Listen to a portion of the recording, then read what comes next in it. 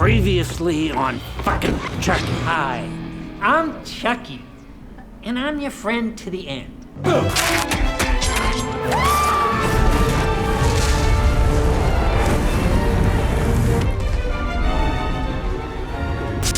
One of the first things we asked when we took Chucky to Sci-Fi USA was, can Chucky say fuck on the air? Chucky can say fuck on the air. Chucky gets 10 fucks per episode. So we get an email from Standards and Practices that counts the fucks. Sometimes if we only have 7 or 8, then we'll add 1 or 2 more in. I'm Nick Antosca. I'm an executive producer on Chucky, the television series created by Don Mancini, which is, of course, the continuation of the long-running film franchise, Child's Play. My first memory of Chucky is watching Child's Play 2. It would have been the early 90s. You'd see that scene where he kills the teacher in the closet with the ruler. That was so striking and so memorable. I watched that movie probably 15 or 20 times. That movie was a really formative experience for me as a kid, as a young horror fan. Child's Play 2. Are the cops coming for us? This is actually somebody's house who's just on vacation. So I got involved with Chucky over a period of quite a few years. Don Mancini and I became friends through the horror community. We were introduced by Fiona Dourif, who's Brad's daughter. And then we, by total coincidence, started working together on Hannibal. We were both on the staff of Hannibal. Got Don to come work on Channel Zero when I started doing that show. So he worked on the first 2 seasons. We became even better friends. And during that time, we talked about how great it would be to have a Chucky TV show. Hey kid, I'm gonna go kill your sister. Wanna come? I'm sleepy.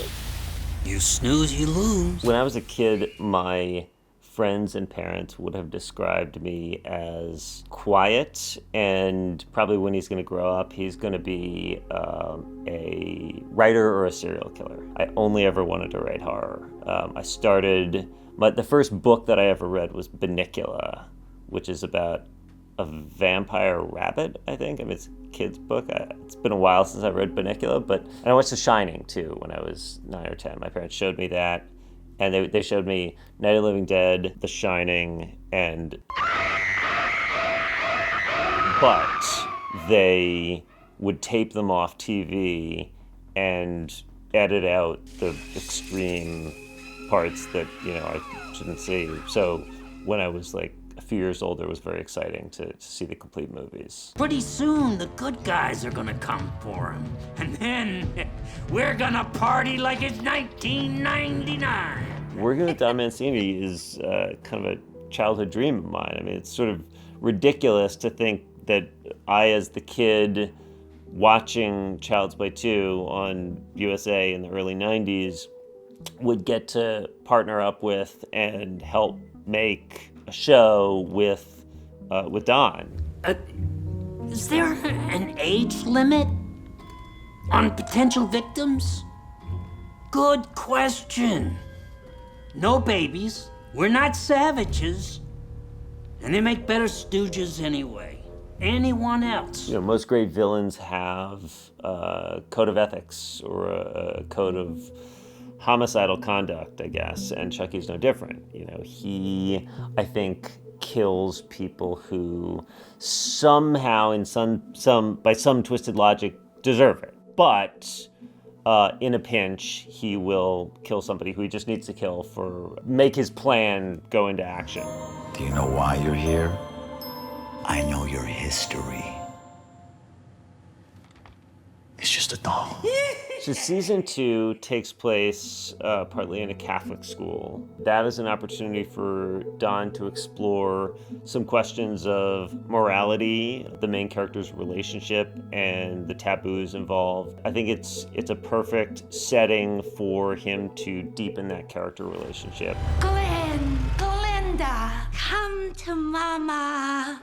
One other thing that I'm really excited for people to see in the new season is the return of Glenn and Glenda, which is obviously an essential part of the Chucky mythology, and they play a big role in this season. Glenn and Glenda and their story is particularly timely.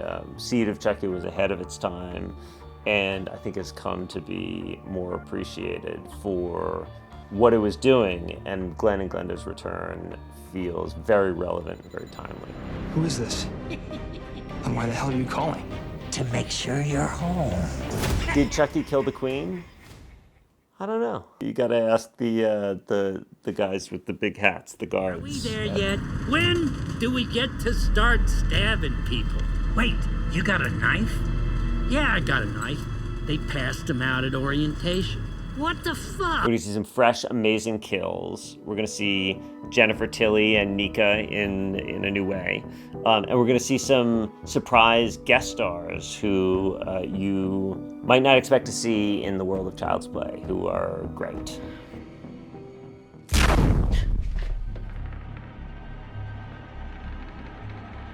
Jake?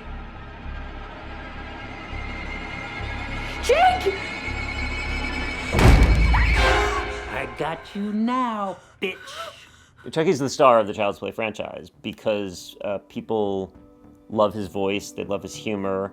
As Don Mancini likes to say, you know, Chucky loves what he does. He loves his work, and that's why he is so charismatic. And it's also, of course, Brad Dourif and the charm and the charisma that he brings to it. You know, that's why Chucky has endured. You could kill the housekeeper. You can kill the babysitter. You can even kill your sister. Mommy says real killing is bad. Yeah, well, Mommy's full of shit. The fact that we, the audience, have had a bond with him for so long, he could be a little bit more endearing than he probably was to us in the very first Child's Play when he came alive, and in that moment is fucking like that moment is so horrifying to me. Now he's our kind of beloved homicidal distant relative. So, Jake, are you more of a stabbing kind of guy or a strangulation kind of guy? Because I see the appeal of both. I think what the Child's Play franchise has to say about consumerism and all that, I think is just a very American story. However, he is so beloved overseas, and he is also so universal. I would personally, just as a fan, I would love to see Chucky unleashed in Brazil or Europe or the Philippines, anywhere. I mean, I would love to see Chucky go overseas. Oh, it's alive! It's alive! It's alive! It's alive!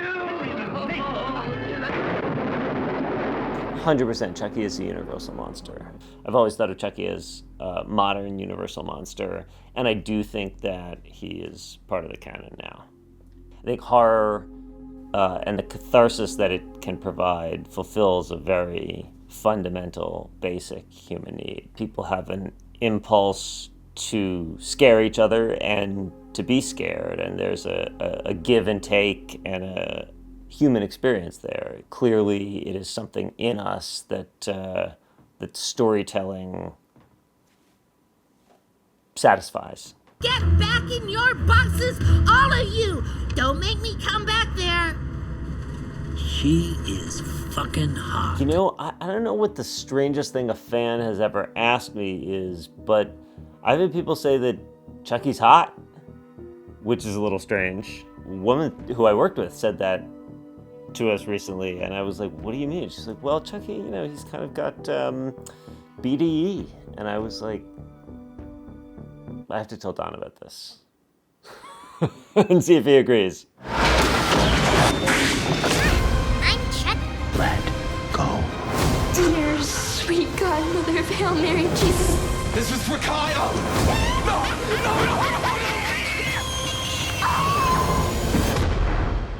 Hi, I'm Chucky. Wanna pray?